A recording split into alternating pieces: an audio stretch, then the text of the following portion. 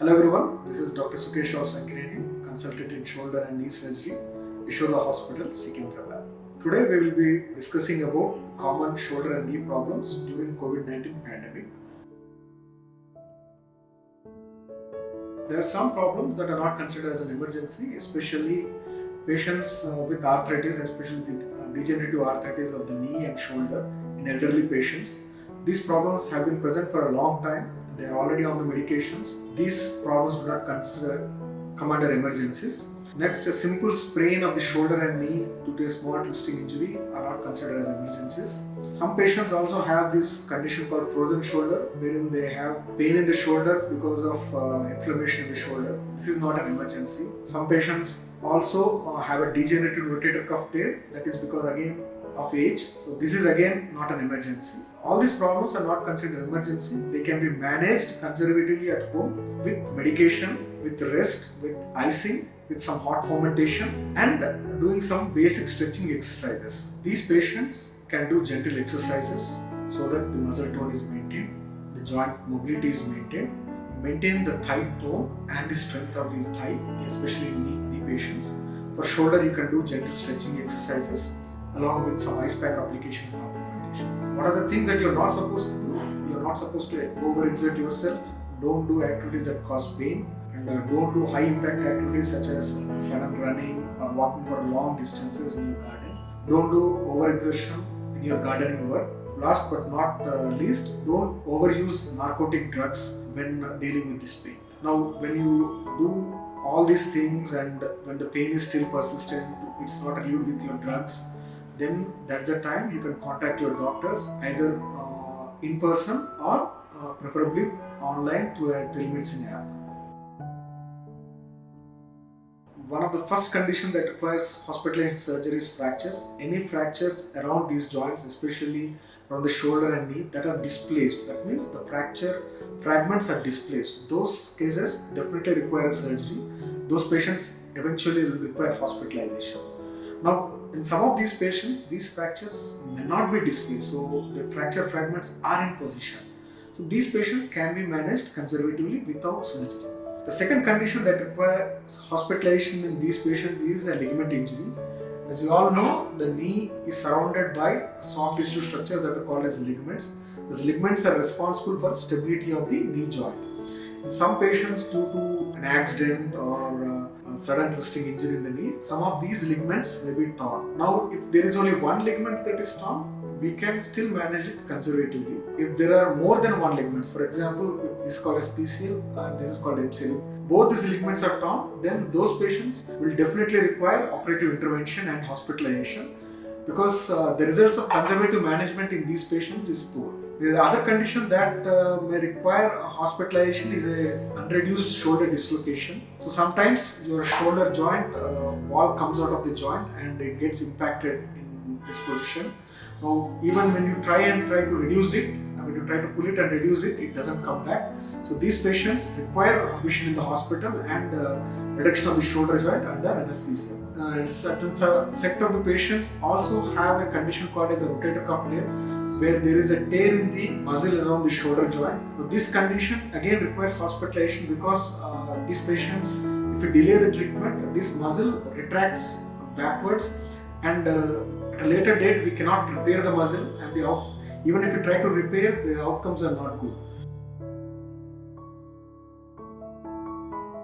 First thing that you should do is try to give splintage to that affected part. For example, if you have a knee injury, give a long knee brace that's available in the pharmacy, give it to the patient. For a patient with shoulder injury, you can either give a shoulder immobilizer or a shoulder cuff so that the affected part is not moving, so that will decrease the pain. The second thing that you can do immediately is give an over-the-counter medication such as Combiflam, so that will again reduce the pain. The third thing is use some ice pack application at least for 15 minutes each time. You can do it for 5 times daily. Then, as far as possible, try to contact a specialist. If a specialist is not available, then try to contact your nearby primary care physician who can assess the patient and decide about its severity. Among the before mentioned injuries like a ligament injury and a fracture, sometimes if it's undisplaced fracture or if it's a single ligament injury, your primary care physician can himself treat it with the above measures. so that it gives you time for you to make a proper scheduled appointment with your doctor. Absolutely not. We at Yashoda Hospital ensure that proper assessment of the patient is done, and we admit only those patients who require surgery and hospitalization. The rest of the patients, we assess them and we try to maximize the non-operative management part for those patients. Even if you are getting admitted also, proper care is taken right from the admission desk, where a thorough history of COVID contact and symptoms are assessed, and social distancing is maintained in the hospital, in the outpatient department, in the admission desk, and even in the rooms, proper social distancing is done. In the hospital, in the operation theatre also, proper personal protection equipment is given to the patient as well. The doctors themselves don the personal protection equipment, masks are worn, and every care is ensured that the patient does not get exposed to this COVID virus. Post-operative care, physiotherapists will assess you, will recommend early rehabilitation for you.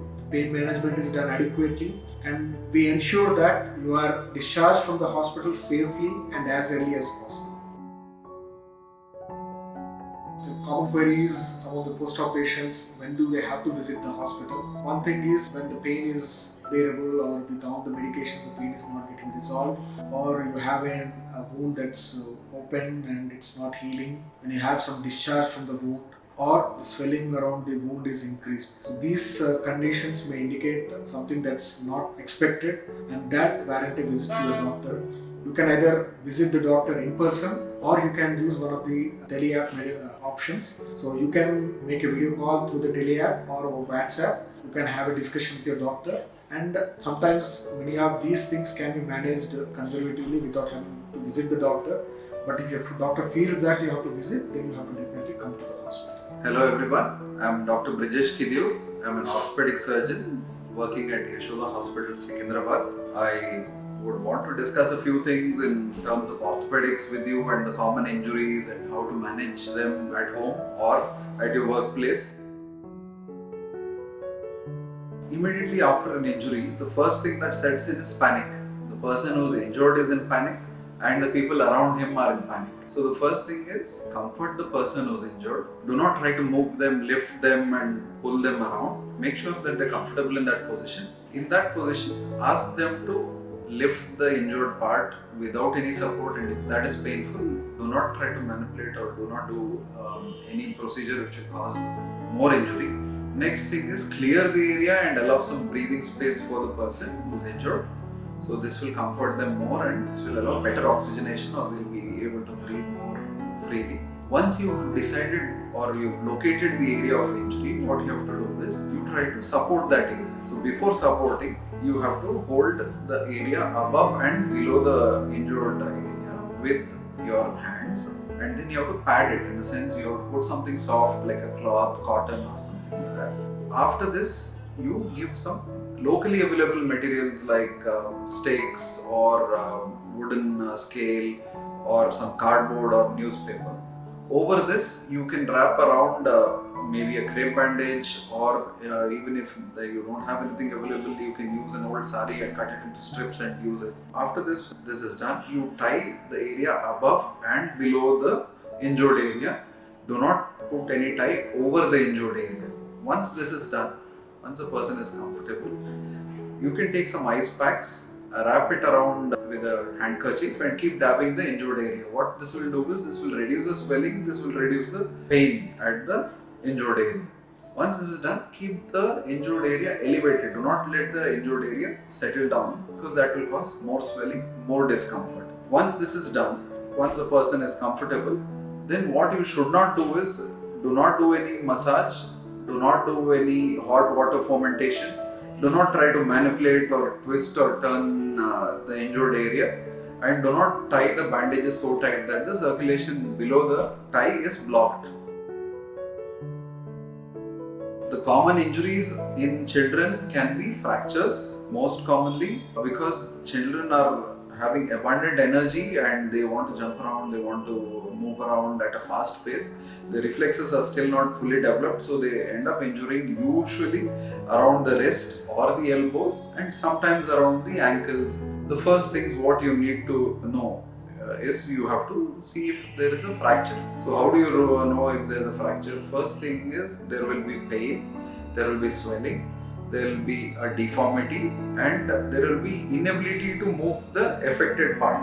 To find out if there is a fracture or not, what you have to do is gently rub your hand or slide your hand along the border of the bone and see if there is a discontinuity or any break in the bone. You can also compare, if you are not able to make out on this scenario, you can compare the injured area to the opposite side. If it's the right hand, you can compare it to the left hand and see if there's any swelling. If this is also not happening, then you can see if the child can move the elbow or the leg or the injured area.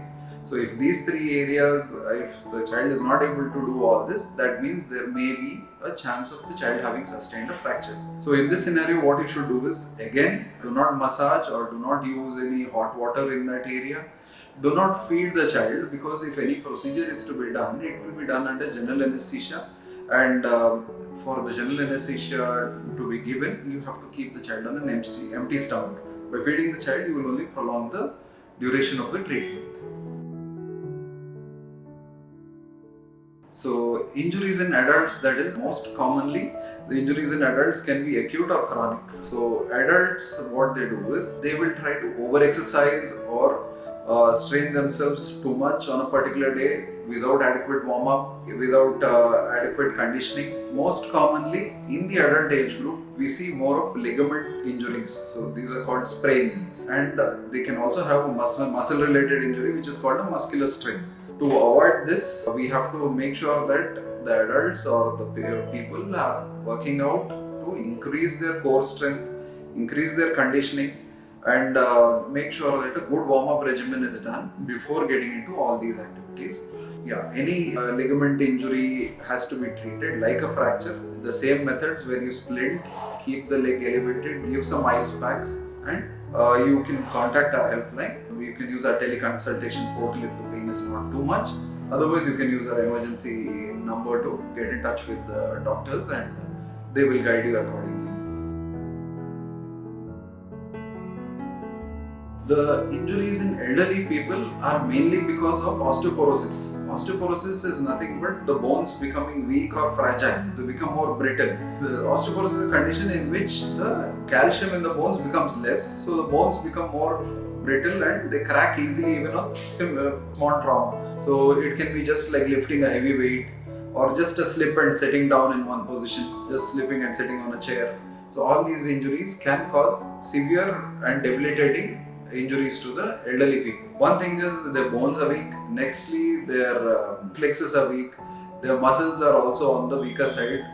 It's called sarcopenia, where the muscles are also a little less. Along with this, they may be on some medication for long term, which will be taking a toll on the strength of the bones, which make their bones weaker.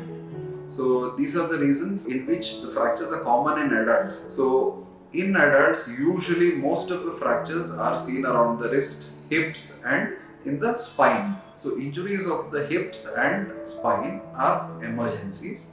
Injuries around the wrist can be managed reasonably conservatively, but on an urgent basis, not an emergency basis. So for all emergency consultation, you have to get in touch with our ER number and our helpline number and get them straight away. Do not try to move them on your own. And for any wrist injuries or upper limb injuries, you can consult us through a teleconsultation link which has been sent. In the same time, what we would like to do is, if you have any people at home, the preventive measures what you can take, prevent any old people falling down and injuring themselves is, firstly, make sure that they get some exercise, at least 30 minutes a day for 5 days a week. Better if they can use some weights along with the exercise, because weight bearing exercises strengthen not only the muscles as well as the bones. Clear the stairways and clear the hallways of all the loose cables, mats, and once you mop the floor should be completely dry, because all these can cause slipping of the person.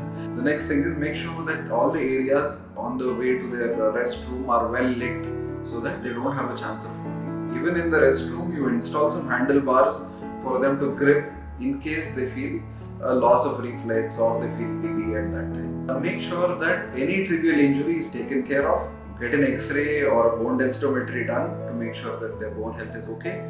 And also monitor their vitamin D and calcium intake. Vitamin D they have to keep taking at least 1000 international units a day. Calcium has to be at least 1 gram per day. And along with this, make sure that they live a healthy lifestyle. From an orthopedic point of view, immunity can be boosted with moderate amount of exercise. Moderate amount of exercise is about 30 to 40 minutes of exercise. This increases the response of the white blood cells and the immunity to any external pathogen. Exercising is good. Nextly, nutrition. Nutrition wise, if you see, vitamin A, D, E are important for boosting your immunity. Apart from boosting your immunity, vitamin D also takes care of your bones and muscles. The next thing what can do is you can improve your sleep pattern. So adults require anywhere between 8 hours to 9 hours of sleep in a day, which has to be a regular sleep, which has to be a timed sleep. It should not be very haphazard. It should be a time sleep where you go to bed on a particular time and get up. Children need about 2 hours of sleep more, maybe about 10 hours of sleep. So make sure that you get that. Next thing is your exposure to sunlight, because the amount of vitamin D which is made with the exposure to sunlight is twice as potent as what you take orally in this form of medication. And it reduces your stress. So the amount of stress reduction causes an improvement in your immunity level. So reduce the stress, be it work stress or stress within the house. Reducing the stress improves your immunity level. So these are the areas in which you can improve your immunity so as to better your chances of battling any infections. See, we have two forms of consultation here. One is an OPD consult, where you come to the hospital, you visit the hospital, and the hospital will give you all the services according to the strict protocols which are followed by us, so that with minimal discomfort to you and with maximum protection we can get you out safely. So this is when the pain is not subsiding despite all the measures we've taken to curtail the swelling, pain and deformity or any injury. If you are not responding, if the pain is not coming down, you have to come down immediately. Or after these emergency measures are taken, if you are getting reasonably comfortable, if you are better off, you are able to move around and do your daily activity, but there's a little bit of nagging pain, you can consult our tele-portal, where we'll be able to help you out with an online video consult, and we'll tell you what are the tests required, which can be done either very close to your home, or you can come down to us if it is necessary to be done. In this COVID scenario, what I would like to say is stay safe. Make sure that you take all the precautions to prevent any orthopedic injuries at home, because most of the orthopedic injuries, they end up being a little more on the severe side, for which a hospital visit becomes more necessary. So make sure that you make your home injury proof by the methods which we've already explained. Keep washing your hands regularly, at least for 20 seconds, as many times a day. Keep your doorknobs and handles clean. Maintain social distancing. And at the same time, have a healthy living lifestyle with exercise, diet, sleep and nutrition taking a big part in all this. This will go a long way in combating any kind of infection which you will be facing.